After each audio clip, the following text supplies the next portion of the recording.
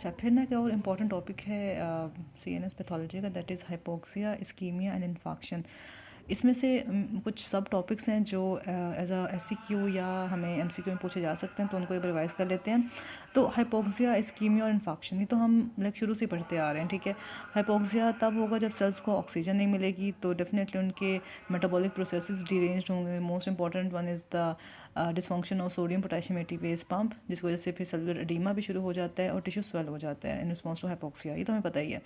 Ischemia अगर तो just एक ट्रांजिएंट सी ब्लड सप्लाई इम्पेयर्ड है, ट्रांजिएंट सी ब्लड सप्लाई ऑक्लूड है, तो स्टार्ट में हम उसको इस्कीमिया कहेंगे। But if that stage for a longer time and it results in a permanent tissue damage and irreversible tissue damage, then we will call it infarction, ठीक है। अच्छा, तो हमने कहा कि brain tissue has a very high demand for oxygen and blood, although it is only 2% of the total body weight, but still it consumes about 20% of the total body oxygen और 15% of the total cardiac output, ये बात पता होनी चाहिए। then brain is a very, you can say, compromising organ. अगर हम blood pressure को change भी करते रहें, like between the ranges of 50 to 150 millimetre mercury, अगर एक ब्लड प्रेशर में वेरिएशन है, still brain is able to maintain its blood supply, अपना मतलब over a wide range of pressure it maintains its blood supply, ठीक है। और over a wide range of intracranial pressure ICP it maintains its blood supply. अच्छा, normal ICP क्या होता है? It has to be less than 15 millimetre of mercury, ठीक है। अच्छा, अब ये तो नॉर्मल सर्कमस्टांसिस में बात होगी, लेकिन अगर हाइपोक्सिया डेवलप होता है तो वो किन टाइप्स का हो सकता है, किन वजूहात की वजह से हो सकता है, वो देख लेते हैं। तो एक होता है फंक्शनल हाइपोक्सिया और एक होता है इस्कीमिया। इस्कीमिया तो ये है ना कि ब्रेन तक ब्लड पहुंच ही नहीं रहा due to any reason, like कोई ट्रॉमा हुआ है, ब्लड लॉस है और पेशेंट हाइपोटेंसिव हो रहा है, तो definitely it won't be able to sustain the blood normal blood supply, ठीक है। तो एक तो वो कंडीशन आ गई, या फिर ब्रेन की कोई वेसल है वो ओक्लूडेड है कि मतलब ब्लड तो है बॉडी में बट ब्रेन तक पहुंच नहीं पा रहा, तो एक वो कंडीशन है इस्कीमिया की। तो ये इंपॉर्टेंट उसके कॉजेज हैं। अच्छा, देन जो फंक्शनल हाइपोक्सिस में ये है कि ब्रेन तक नॉर्मल ब्लड पहुंच रहा है, ब्लड है भी, लेकिन जो ऑक्सीजन कैरिंग कैपेसिटी है ब्लड की वो इम्पेयर होगी है। फॉर एग्जांपल एक या तो ऑक्सीजन है ही नहीं इन्वायरमेंट में, हाई ऑल्टीट्यूड पे फॉर एग्जांपल जैसा होता है, या फिर अगर ऑक्सीजन कैरिंग कैपेसिटी कम हो, कब कब हो सकती है, अगर ब्लड तो है लेकिन ब्लड सेल्स नहीं है प्रॉपर, या कार्बन मोनोऑक्साइड की पॉइजनिंग हुई कि वो ऑक्सीजन को कैरी नहीं कर पा रहे। दैन कुछ टॉक्सिन्स होते हैं जो कि ऑक्सीजन कंजम्पशन को इम्पेयर करते हैं by the cells, like cyanide poisoning, ठीक है। तो ये फंक्शनल हाइपोक्सिया और इस्कीमिया में हमें डिफरेंस पता होना चाहिए, ठीक है। अच्छा, देन जो ब्रेन का इस्कीमिया या ब्रेन का इम्पेयर्ड ब्लड सप्लाई है वो दो तरह की हो सकती है। तो ग्लोबल की पूरे ब्रेन की ही ब्लड सप्लाई कम हुई हो, या फिर फोकल की एक खास एरिया ऑफ ब्रेन की ब्लड सप्लाई इम्पेयर्ड है, ठीक है। ग्लोबल सेरेब्रल इस्कीमिया ये मोस्टली होता है जब ओवरऑल ब्लड ही कम है, ब्लड प्रेशर ही कम है, ठीक है। लाइक ट्रॉमा के केस में हो सकता है कि हाइपोटेंसिव है पेशेंट, ठीक है, और ब्लड ब्रेन में ब्लड नहीं जा रहा, तो उसमें पूरे ब्रेन में नहीं जा रहा ना, डेफिनेटली अगर हाइपोटेंसिव तो ब्लड है ही नहीं तो पूरे ब्रेन में नहीं जाएगा, तब जो कंडीशन होगा that will be the global cerebral ischemia. जबकि जो फोकल सेरेब्रल इस्कीमिया वो मोस्टली तब होता है जब कोई ब्रेन की एक वेजल ऑक्लूड हो जाए, लाइक कोई थ्रोम्बस है या कोई एम्बुलस है, मोस्टली एम्बुलाइजेशन की वजह से होता है, ब्रेन में इटसेल्फ थ्रोम्बस कम ही बनते हैं, ठीक है। कहीं और से एम्बुलस आया उसने ऑक्लूड कर दिया तो फोकल किसी एक एरिया का इस्कीमिया होगा। जबकि ग्लोबल तब होगा जब ब्लड प्रेशर में वेरिएशन होगी। तो मोस्टली तब होता है जब बिलो 50 मिलीमीटर ऑफ मर्करी, मैंने बताया था कि 50 to 150 के दरमियान में वो कर लेता है मैनेज, लेकिन अगर बिलो 50 फॉल कर जाए ब्लड प्रेशर, तब mostly global cerebral ischemia develop होता है। और ये मोस्टली कार्डियक अरेस्ट में हम देखते हैं और शॉक में देखते हैं कि ट्रॉमा हुआ या कार्डियक अरेस्ट हुई, that heart is not able to pump blood और there isn't any blood to pump, ये कंडीशंस होगी।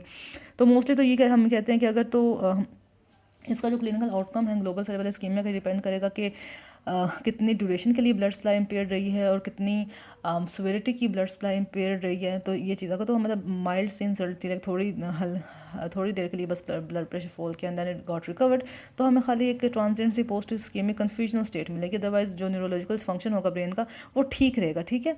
और कहा गया कि जो न्यूरॉन्स होते हैं they are more susceptible to damage as compare to the supporting cells और द ग्लायल सेल्स। न्यूरॉन्स का पहले डैमेज शुरू होगा क्योंकि डिफरेंट न्यूरॉन्स की डिमांड ज़्यादा है ना, न्यूरॉन्स की नीड ज़्यादा है ऑक्सीजन के लिए, तो उनका फिर डैमेज भी जल्दी स्टार्ट हो जाएगा।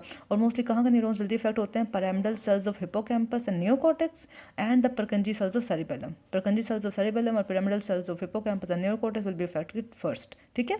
अच्छा, इसके अलावा और क्या इंपॉर्टेंट बात है यहाँ पर?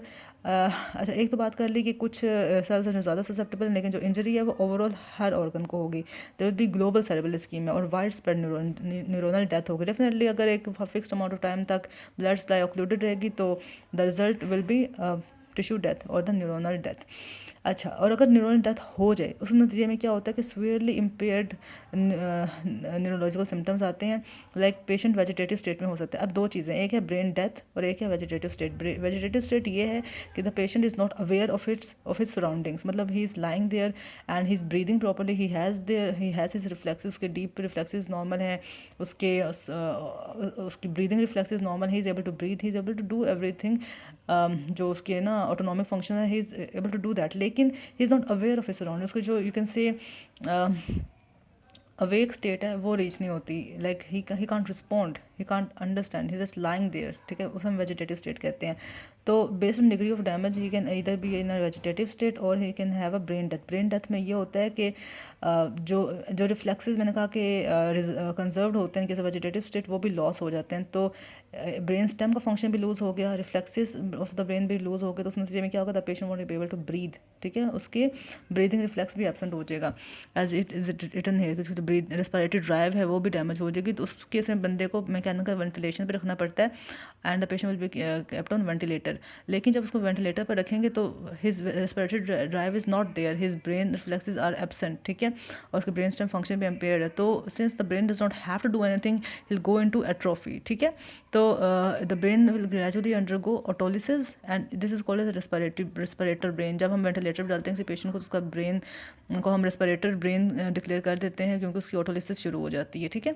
तो ये एक क्वेश्चन ये कैंपसी पूछ सकते हैं कि वाई पे मुझे जा सकते हैं what is a respirator brain.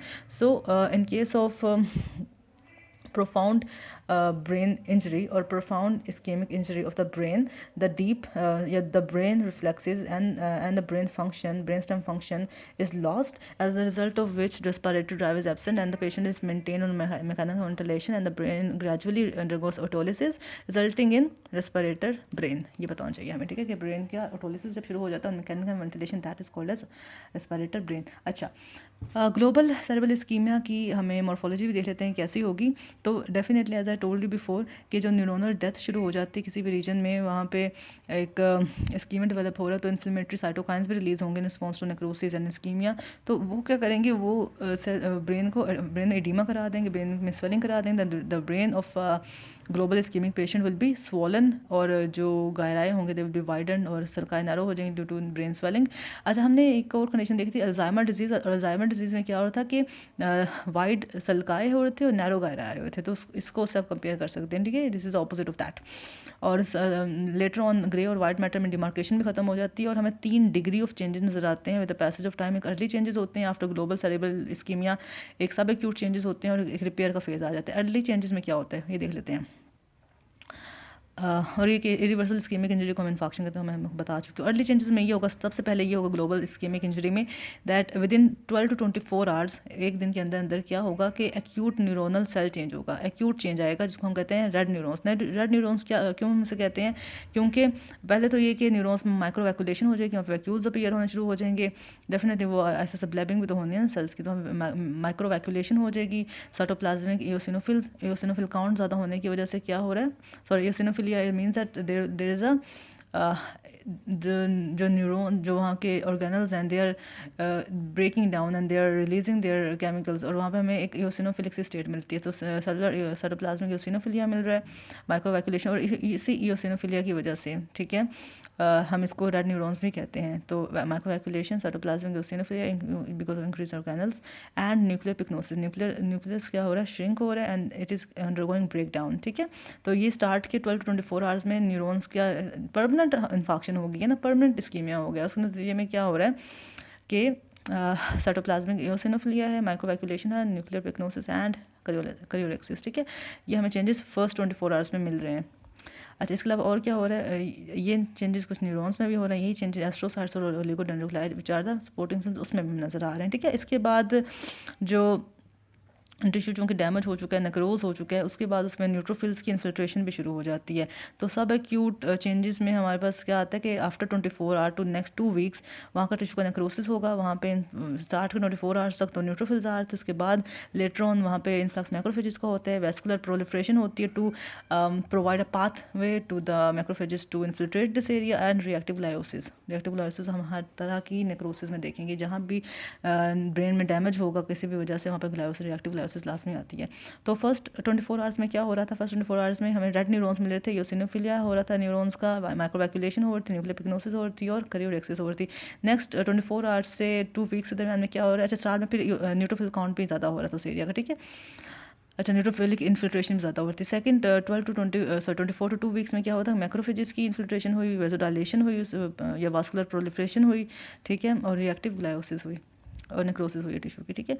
Repair का फेज़ शुरू होता है आफ्टर 2 वीक्स और उसमें क्या होता है कि नेक्रोटिक टिश्यू का रिमूवल हो जाता है वहाँ से और ग्लायोसिस मतलब वहाँ पे जो सपोर्टिंग सेल्स हैं उनकी प्रोलिफरेशन शुरू हो जाती है। तो ये हमने बात कर ली, 3 तरह के चेंजेस आते हैं ग्लोबल सेरेब्रल इस्कीमिया में। अर्ली चेंजेस हमने देख लिए, हमने सब एक्यूट चेंजेस देख लिए, ठीक है, और रिपेयर का फेज़ देख लिया। देन हम एक बात करते हैं बॉर्डर जोन इन्फार्क्ट्स की। बॉर्डर जोन इन्फार्क्ट्स वहाँ पर होते हैं जहाँ पे एंड आर्टरियोल्स प्रेजेंट होते हैं, ठीक है, या distal portion of the arterial territories, जहाँ पे एक फॉर एग्जांपल ब्रेन है ना, तो ब्रेन में हमें पता है कि एक एंटीरियर सेरेब्रल आर्टरी की टेरिटरी है, एक मिडल सेरेब्रल आर्टरी की टेरिटरी है, पोस्टीरियर सेरेब्रल आर्टरी टेरिटरी है। जहाँ पर एक टेरिटरी खत्म होती है दूसरी टेरिटरी शुरू होती है, वहाँ पर डेफिनेटली एंड या डिस्टल पोर्शन प्रेजेंट होते हैं उन वेजल्स के, ठीक है। तो अगर वहाँ का इन्फाक्शन हो तो हम कहते हैं बॉर्डर जोन या वाटर शेड इन्फाक्ट्स, कि वो 2 आर्टरियल टेरिटरी के बॉर्डर जोन पे हुए हैं, ठीक है। और मोस्टली हमें ये हाइपोटेंसिव केसेस मिलते हैं। खैर सारे ग्लोबल सेरेब्रल स्कीम में वैसे हाइपोटेंसिव में नजर आ रहा है, लेकिन ये एक जो बॉर्डर जोन इन्फार्क्ट है ये स्पेसिफिकली हमें हाइपोटेंसिव एपिसोड मिलते हैं। इसमें होता क्या है कि सेरेब्रल हेमिस्फीयर्स में जो बॉर्डर जोन है between the anterior and middle cerebral artery distribution ये सबसे ज़्यादा एट रिस्क होती है और जिसका बॉर्डर जोन है, ठीक है। और damage decision produces a wedge shaped band of necrosis over the cerebral convexity, ठीक है। इंटर हेमिस्फेरिक फिशर के फ्यू सेंटीमीटर लेटरल हमें एक सेरेब्रल कन्वेक्सिटी पर वेज शेप्ड इन्फार्क्ट मिल जाता है। तो that is the border zone infarct या वाटर शेड इन्फार्क्ट, तो ये भी हमें पता होना चाहिए, ठीक है। जो distal portion of the arterial territories में मिलता है, मोस्टली मिडल सेरेब्रल आर्टरी और एंटीरियर सेरेब्रल आर्टरी का बॉर्डर जोन इसमें इन्वॉल्व होता है, हमें वेज शेप्ड इन्फार्क्ट मिलते हैं नतीजे में। तो this was all about the global cerebral ischemia, ठीक है। अब नेक्स्ट वीडियो में हम फोकस सेरेब्रल इस्कीमिया को भी देख लेते हैं।